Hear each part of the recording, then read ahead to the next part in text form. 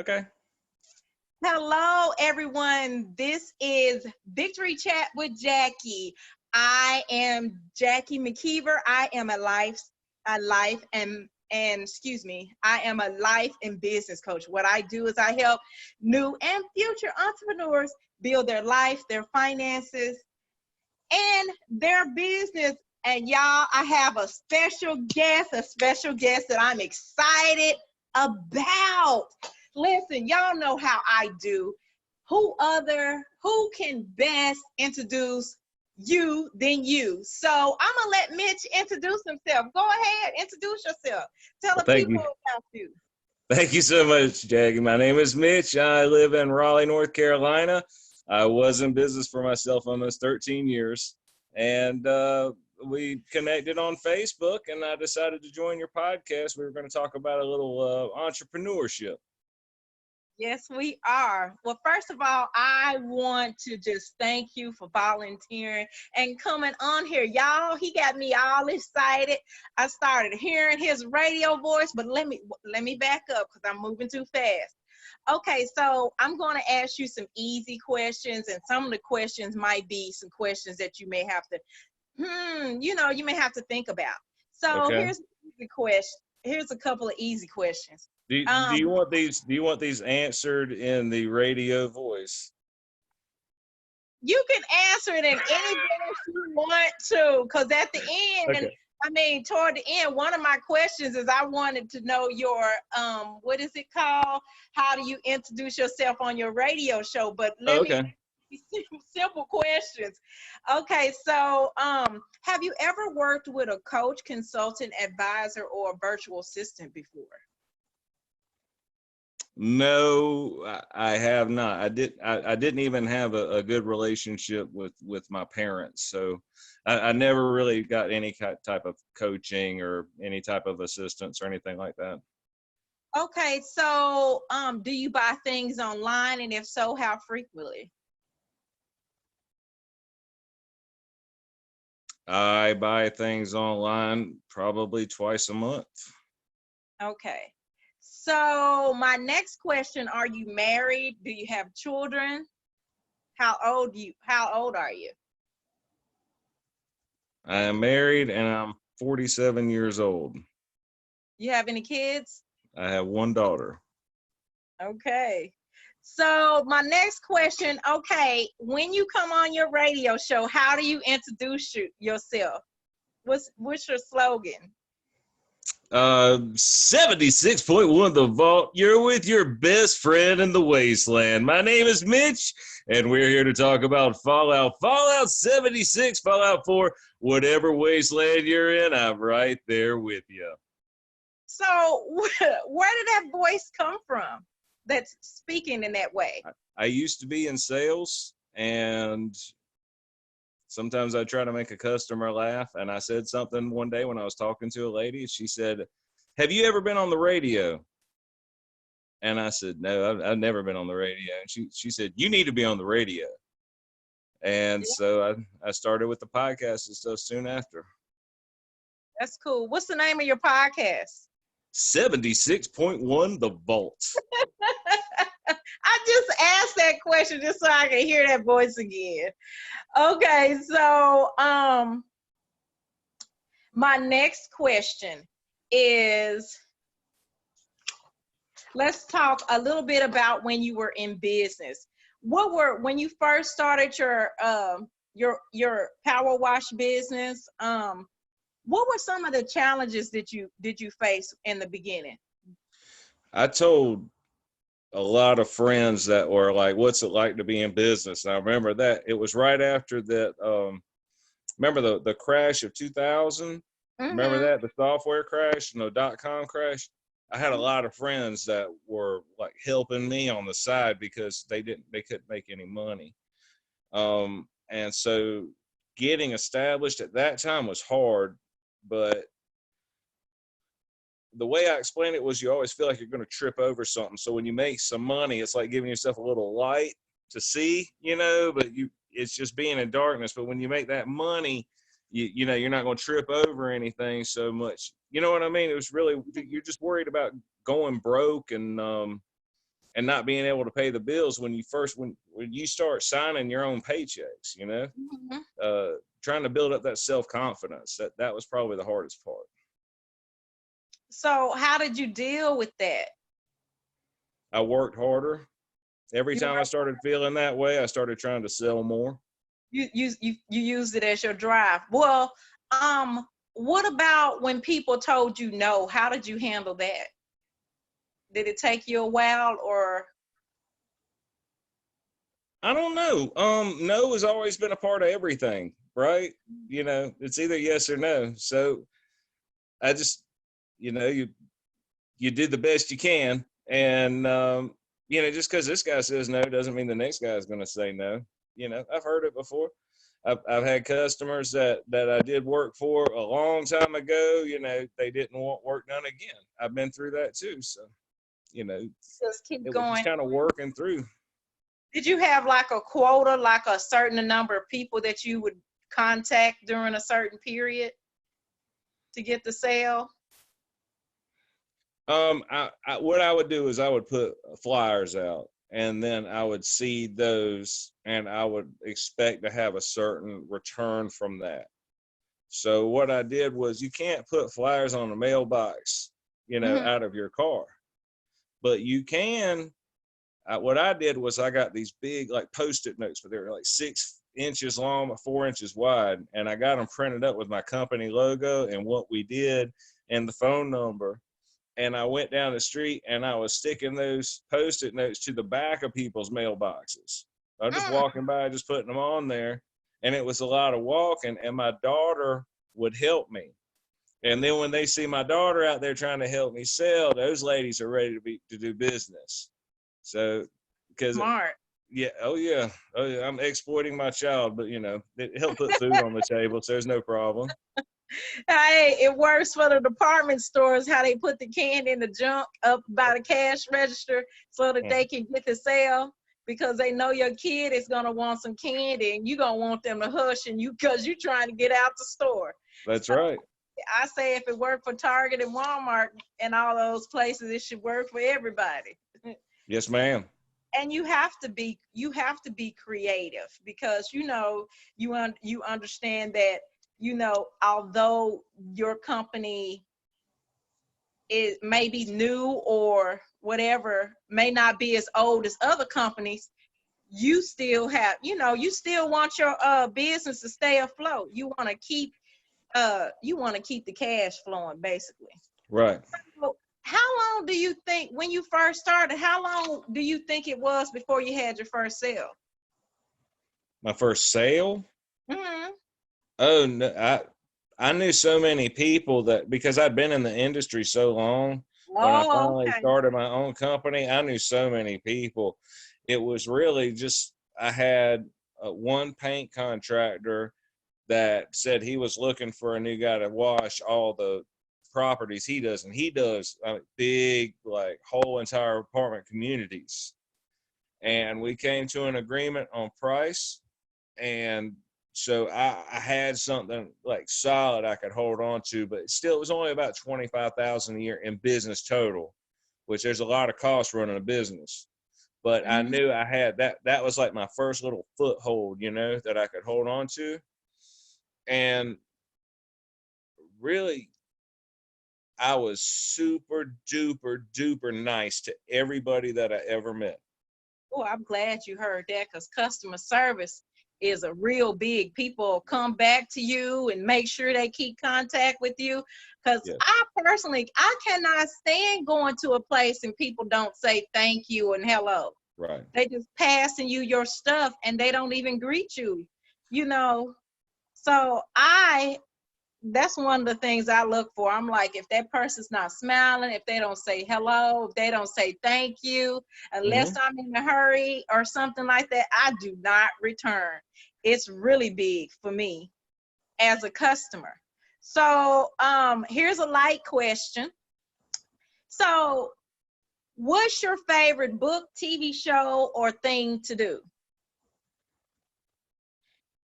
I like to work on my podcast more than anything else. If I'm not at work, I'm usually doing that, because I have produced commercials My Wow. podcast, I don't interview people. It sounds like a real radio show with real commercials and songs and all that stuff. But it's not in reality. It's in the Fallout universe. You know, that Fallout video game. There's a million different parts of that universe, and they have radio stations in there. So I've got my own 76.1 The Vault. I do that in that video game, and Wow. yeah, and it's just so much fun. So a lot of my fans say they like to listen while I'm playing. Another thing I offer is if they want to submit a commercial, I play it Mhm. on the air as long as it, is respectful. It doesn't say anything calling anybody out, no bullying, nothing like that. But if they want to submit 30 seconds of commercial, I air it for them. Mm. I love that. You just keep popping them ideas and monetize them. That's good. That's good that you found something that you really enjoy. Have you ever had any jobs that you didn't enjoy? Yeah, I'm alive, aren't I? Yeah. And, Oh and, God, I and was. how did you get out of that? I mean, besides quitting, but what did you do to change that? Because to go from something that you didn't like to go to something that you started liking. I mean, what were But some of the steps that you did? well, see, that's one thing. I've got a daughter. She's 24 years old, and I was very young when I got married, and I've been married for 26 years now. So a lot of times when I would be at work, I would think about my child and my family. And I tell my daughter all the time, it's in life, you got a couple of choices: doing what you want to do and doing what you have to do sucks. You don't want to be stuck having to make that choice. You want to do what you want to do, because the jobs that you have to do are the jobs that people don't like, and they hate their job. I hated job. I was a janitorial, uh, a housekeeping manager for a company called Alcatel in the early 90s, Mm. and cleaning up after a whole giant manufacturing plant, bunch of people all the time. And my boss would not pay the people under me anything. Mm. And so I got it both ways. That my employees didn't like me because they thought I could just give them more money, and my boss got mad at me because I kept wanting to bump people up and kept hounding them about it. And you're just stuck in the middle. I hated that job, but my daughter was just born, and I had to take care of things, so I did. So, what was it like when you decided to do something you like? When you transitioned from not liking to like, what Right. is are they some things you had to do in order to jump into the job that you like or want to do? No, the only thing is with any service industry, it's not guaranteed. It's not like you're going to a factory and you're making something every day, or you're going to Mhm. an office and you work a certain amount of hours. When the work is heavy, the work is heavy and you're working all the time. And when the work is light, the work is light and you're wondering what you can do with yourself. And what I found the best thing to do was just try to be productive all the time, no matter what. And once I got over that, you always worry, that the money's not going to come. You always worry about that in the beginning when you don't have any money saved up. Once you start rolling, you're fine. And that was the thing. I went back to work for people doing something that I like to do. And Mhm. there's a lot of freedom in that as well, because I'm out and I'm mobile. I'm not sitting under somebody all day. They just tell me what needs to be done in the morning and I go do it. I don't have anybody over my shoulder. I don't have to sit in the same office with everybody all day long. I'm out and I'm doing my own thing and I'm getting my work done.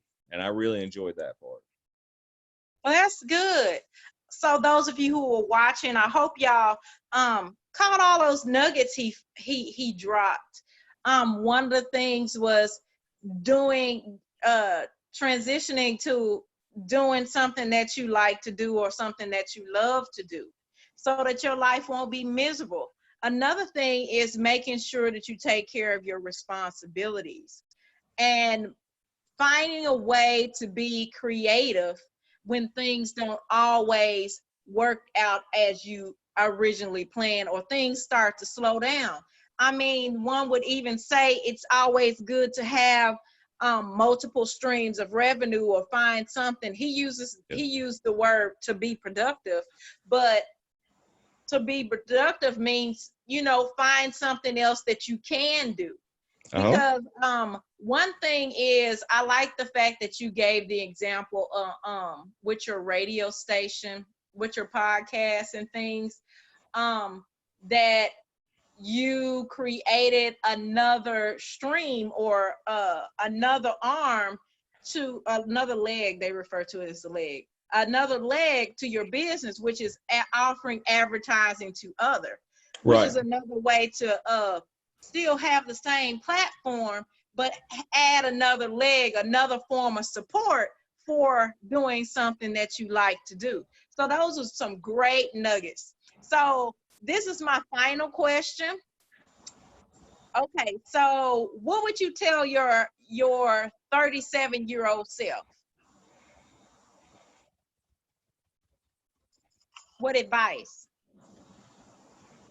Save more money, invest more. Absolutely. Just that one thing? Save more money, invest more.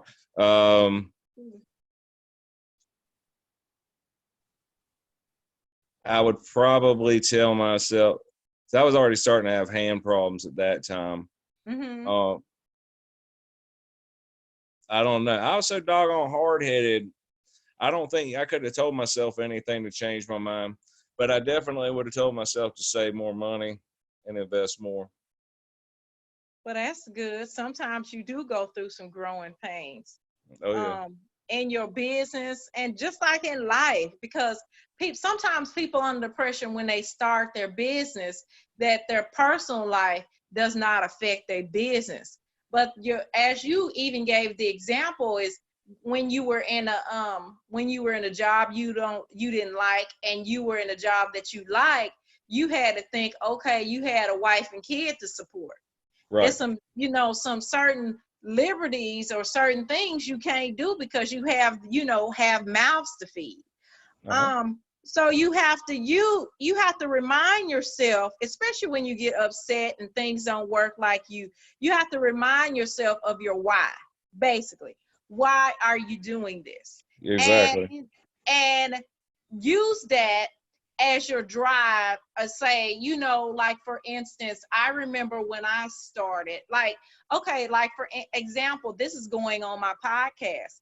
I had started my podcast over a year ago. I only had one episode on there. It's still on there. It was an introduction. Okay. And I had a lot of which surprised me. I had a lot of people listen to it. And within the first week. And I had a choice. I could have continued to record, but I wasn't ready for it. Instead, I didn't record anything on my podcast for a whole entire year. I started doing other things.